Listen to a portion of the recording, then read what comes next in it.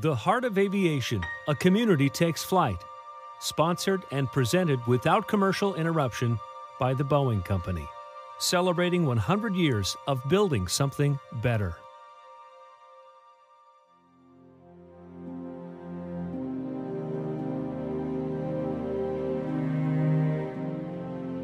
We never forget the first time we fly. Soaring through clouds, our relationship to the Earth is transformed as everyday concerns drift away beneath us. Flight has the power to renew our sense of wonder and possibility. This is a story of family and firm, city and business, and how together they challenged our very notion of what is possible. Both have risen to the heights of success, fallen low, and soared again in that most unique and challenging of industries, aviation.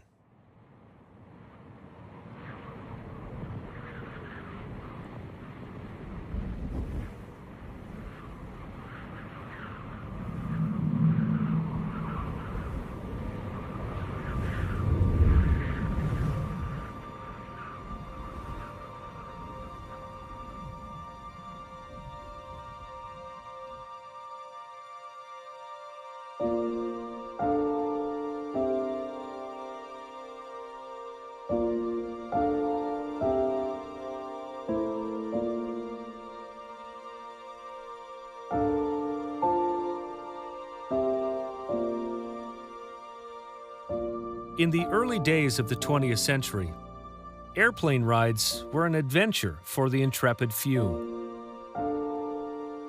Those souls brave enough to wave goodbye to terra firma and for a moment see the world through the eyes of a bird. These flying machines mostly carried the mail, but as more of them dotted the sky, pilots and engineers grew eager to stake a claim in this new, wide-open space. On July 4th, 1915, a young man climbed aboard a biplane for a short flight above Lake Washington in Seattle. Upon landing, William Boeing resolved to become a pilot. He also imagined a sky filled with airplanes that would carry passengers anywhere they wanted to go. The center of the fledgling aviation business was in Southern California. Manufacturers like Lockheed and Douglas Aircraft were there. But Boeing believed the city of Seattle was a better location for his new company. It was a town built on logging timber and fishing. The people had grit and were eager to work. Boeing already owned a former shipyard on the nearby Duwamish River, and on July 15, 1916, he incorporated as Pacific Aero Products Company. When Boeing was starting his company, a lot of the people in Seattle hadn't seen an airplane before. Maybe a few of them had seen them at a fair. A lot of barnstormers occasionally would pass through, so the airplane was a curiosity. And I think that's how the people of Seattle looked at Bill Boeing, as kind of a curiosity. I've always thought of Bill Boeing as a Renaissance man, which meant that you excelled in a lot of different areas, in particular in business and science. And these were the things that Bill Boeing really went after. And that was part of what he wanted to do, was to contribute to this new science, the science of aviation. Boeing saw a city that was very focused on its shipyards. He saw a city that was very focused on its sawmills. He saw a city that was very focused on what we would kind of call basic industries. And I think he saw a city on the make. I think he saw a city with opportunity and a town that was exploding with civil engineering projects. I really do think that in 1903, 4, 5, 6, 7, every time you went through downtown, it would be different. But the community he lived in was a maritime community. It was a timber town. It was a community very much based on natural resources. And Boeing smartly used those natural resources and the craftspeople who worked in those fields to invent a completely new industry. So the first planes, they were made by boat builders. As an employer, Boeing was like Seattle itself, a pioneer. In 1916, the company hired its first female employee. 2 years later, women made up a quarter of Boeing's workforce. In terms of women working at Boeing, this was an extraordinary opportunity for women who wanted to get out of pink-collar jobs, who wanted to get into industry, who were interested in flight themselves. There are members of the Aero Club of the Northwest who are women, and some of the women who took some of the most daring stunt flights were just remarkable in their time. The First World War brought the development of ever more deadly weapons and innovations in aviation. When Bill Boeing started his company, Europe was at war, World War I, and it was only a short time before the United States was involved. So the Boeing Airplane Company was one of the companies there when America went to war. And Boeing's first contract was for the United States Navy to build trainer planes for World War I. The war ended, and not many planes were built, but Boeing was there. After World War I, the cancellation of military contracts really put the Boeing company into a spin. Bill Boeing was required to put some of his own money in just to keep the doors open. But you can see that Boeing continued to contribute individually to the Red Cross, to other sort of philanthropic efforts here in town. Certainly one thing he did for the community that isn't quite philanthropic in a financial sense was to resist prohibition. He was in the papers 3 or 4 times being caught with liquor at his Highlands home that he had almost certainly procured illegally. And he just had a kind of an amused contempt for prohibition. After the war, the economy slumped. For many, fortunes were reversed. The boom and bust cycles of Boeing, they begin almost before the Boeing Airplane Company begins. Are you going to get that contract at Pensacola, Florida for 50 trainers? If you don't, what will you do? One day, an employee asked Boeing if the company was going to close. Boeing replied, "If we get through this, we'll never have to look back."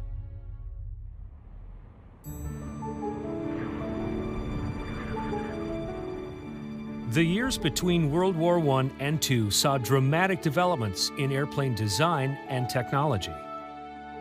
In the 20s and 30s, we see Boeing pulling itself out.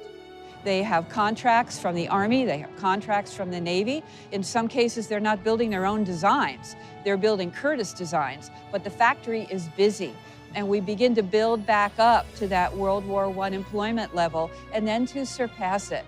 But all the while, Boeing and his private circle, we're talking about flight not just as a military opportunity, but as a commercial opportunity for airmail, a service that had begun in 1916 with a Boeing plane and would only get bigger and bigger and bigger, and then passengers and how passengers might be carried back and forth. Despite years of peace, a new threat appeared on the horizon. World War II dramatically transformed Boeing, and the dramatically transformed Boeing, in turn, dramatically transformed Seattle. The population of employment at Boeing doubled and then almost doubled again as the plant just went into hyperdrive to produce these planes for war 365 days a year, 24 hours a day. What once seemed a distant possibility became real. In December 1941, the United States entered World War II. At the Boeing Renton plant in January of 1944, when they first started delivering B-29s, they delivered 2 airplanes that month. In July of the following year, the Renton plant delivered 160 B-29s. They were building 5 a day. 5 a day of the most complex airplanes in the world. It was incredible what they're doing. World War II not only shaped the future of aviation, it redefined the role of women in the workforce and gave birth to the American middle class. As industry mobilized, the need for more trained workers increased out the roof. So people were recruited and trained who had a very brief period of training. Elsie Electrician, Rosie the Riveter, Wanda the Welder. These were stock figures of fun during the war, but they also had a lot of respect. We can see the want ads that Boeing placed in the newspapers, the posters that were all over town, that it was women's job to leave their kitchen, to leave their homes, to leave their schoolrooms, and to go to work in mobilized defense industries, that they were really needed. As World War II was coming to an end, Boeing's chief aerodynamicist, George Shire, was given the task of following the United States Army into Germany and to find the technology that German scientists had been working on. George Shire came across the swept wing, and with that design, Boeing made the B-47 Stratojet, America's first large swept wing jet, and that airplane became the pattern for all of the commercial jets that Boeing builds today. That airplane is still the pattern. One of the most famous airplanes in history. To keep a plane flying level and straight requires balancing different forces. The same can be said of succeeding in the aviation industry. After the war, Boeing achieved that elusive balance between commercial and military manufacturing contracts. But balance is also subject to the forces of change. The year was 1946. The war was over, and after years of conflict and uncertainty, the skies were wide open for business. So as we move throughout the 50s and 60s, we find Boeing diversifying as a military, commercial, and aerospace engineering powerhouse with cutting-edge technology, the highest technology in town. From IT in the 50s and 60s, they had the best trained workforce in the city. They fostered a kind of entrepreneurial spirit here. Throughout the Cold War, the numbers of jobs continued to increase, and Boeing was the biggest company in the Puget Sound area, as it is today. Then the Boeing company expanded in the 1960s, putting a plant in Everett, putting a plant in Auburn. Today, the footprint that we have that's across the region was established then.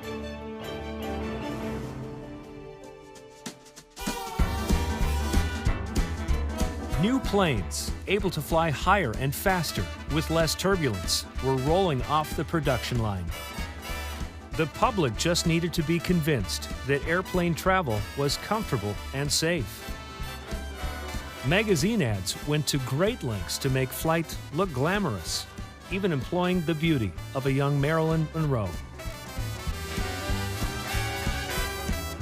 As Seattle and Boeing entered the 1960s, passenger jets were a part of everyday life.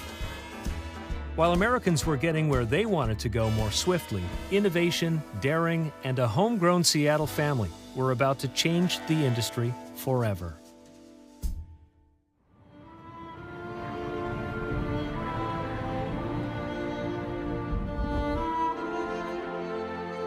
The winter of '68-69 was miserable. It seemed everyone and everything was drenched in endless rain and mired in mud.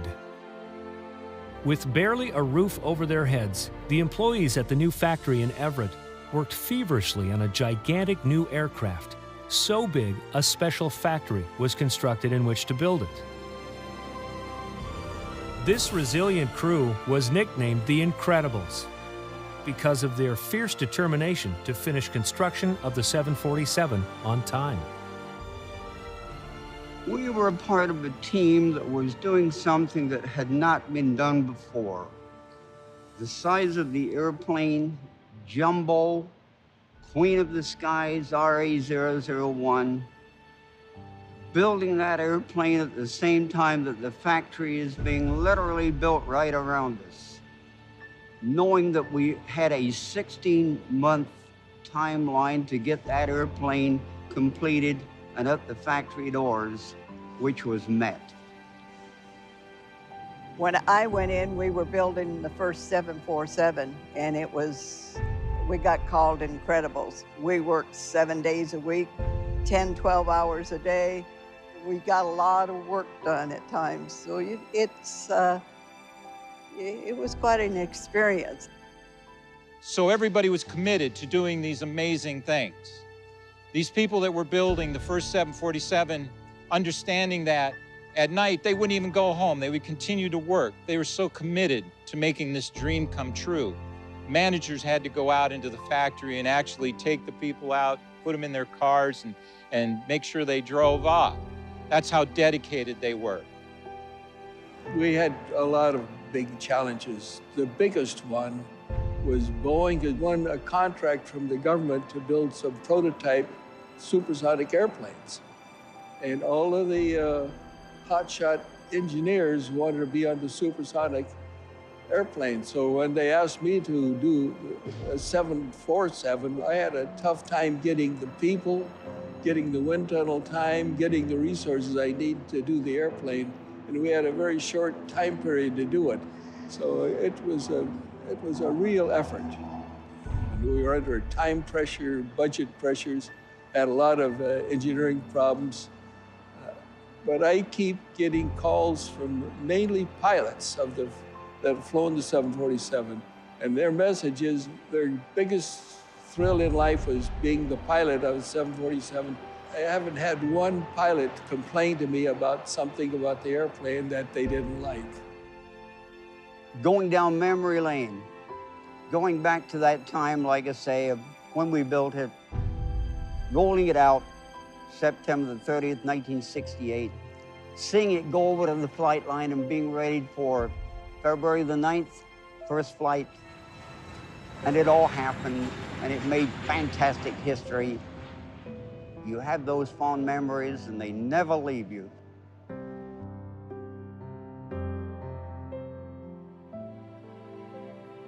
No relationship is without turbulence. The cancellation of Boeing's supersonic transport program, the downturn in the economy, and the aircraft industry in particular, meant a very rough ride for Seattle. What was the atmosphere? It was incredibly gloomy. Downtown Seattle, it seemed like every other window was dark. All the retail businesses closed, many restaurants closed. You can look in the want ads, people were selling their boats, they were selling their cabins for just pennies on the dollar, trying to stitch a living together. It was very, very grim. So the billboard, "Will the last person leaving Seattle please turn out the lights," was intended to be a kind of humorous comment on what was really a very, very grim situation. Suicide rate was extraordinary in Seattle. People who had always been employed, who had always been able to care for their families, were unable to do so, unable to leave, and unable to find a job. And it seemed as though it was impossible. Boeing was our company. It had been here so long. Ups and downs, yes, but when would the ups come back? The down went on for so long. If there was going to be a bust, no community was better prepared for it than Seattle, because as devastating as the Boeing bust was in so many ways, Boeing employees had been trained, they were skilled, they had worked for a company that was creating the future. So when they suddenly found themselves out of jobs, so many of them went into new lines of work, founded new businesses, created new innovations, and oftentimes even ended up going back to Boeing as Boeing succeeded in future years. So as difficult as that time was, and it was very, very difficult, it impacted thousands of families. It hurt our economy. But there was a resiliency, both in Boeing as a company and in Boeing's employees, including those laid off, that allowed this community to survive through that tough period, and in some ways, because of it, to become stronger. Eventually, Boeing pulled out of its tailspin and stabilized. But the years that followed continued to challenge both the company and the community. Boeing's decision to move its headquarters to Chicago shocked and angered many in the Seattle area. So when the decision was made to move the Boeing headquarters to Chicago, it was greeted with horror, with shock. People here simply couldn't believe that Boeing wouldn't be here anymore. And there are Boeing executives who would echo Richard Nixon, Boeing won't be here for you to kick around anymore. And there were lots of people who blamed SPIA, who blamed IAM for driving away Boeing, and then, of course, the defense of those organized labor groups who had gotten good contracts for their members. So there's anger, there's fear, there's regret all around, but the decision was made to transform Boeing from a Seattle-based company into a global company. And so the idea strategically was to put our headquarters in the center of the United States because of a company that encompasses the whole country. It wasn't because of anything that happened here in Seattle. It wasn't because Boeing is leaving. The main part of Boeing, our manufacturer, our employee base, is still here in Puget Sound, and that's where it's going to stay.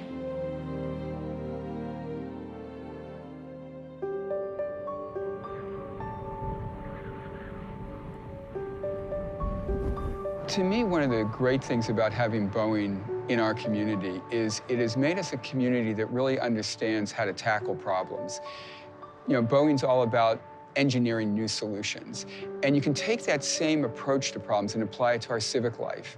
We've really become a community of can-do people because our economy is so strengthened by having a can-do company here. And I think that is something that actually has changed how Seattle has grown over the years. We take a look at a problem and we don't feel defeated by it. We feel we can find a better way of doing something.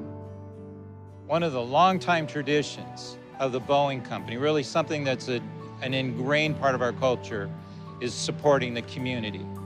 Northwest Harvest is all about ending hunger. We are a statewide agency that provides nutritious food to hungry people in a manner that respects their dignity while fighting hunger.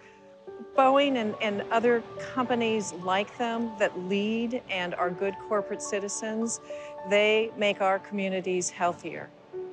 It's important as a corporation that is so large in a community and employing so many people in a community to engage with that community and make sure that the organizations in that community that are helping others, aside from employees, also are healthy. The community and the company have grown up together, and I think each has served the other very well. I think the relationship between Seattle and the Boeing company is actually very healthy, especially when compared with other dominant industries in other cities. As a new employee, you get to hear these amazing stories from people who, you know, have worked through generations within a family. I hired into Boeing. My dad had worked for Boeing since 1941. My grandfather before him, he had 18 years. My dad had 44 years. That heritage goes on. I had 33. My son's in there with 30. My grandson's building up his lineage right now. It's a great place to follow suit, you know, family-wise. So 5 generations has been great for us. Hopefully we get 6 or 7 or maybe more.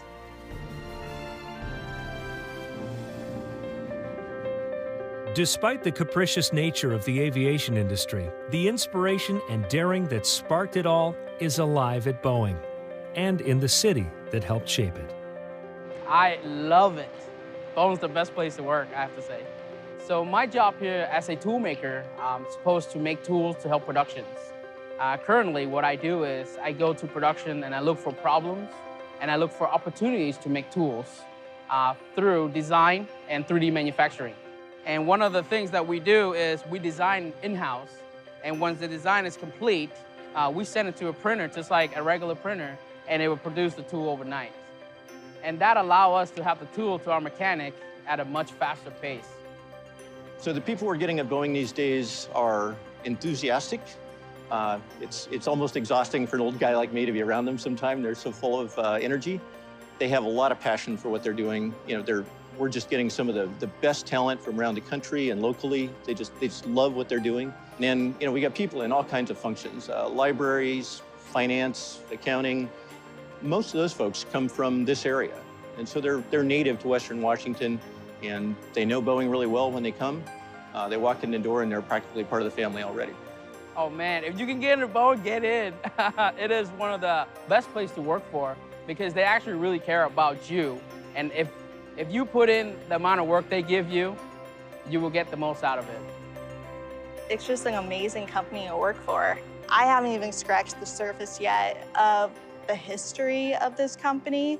With information from the Centennial, I feel much more part of this community, and I see my role moving forward is to take those stories, remember them, absorb them, and be the person in 20 years that continues to tell them.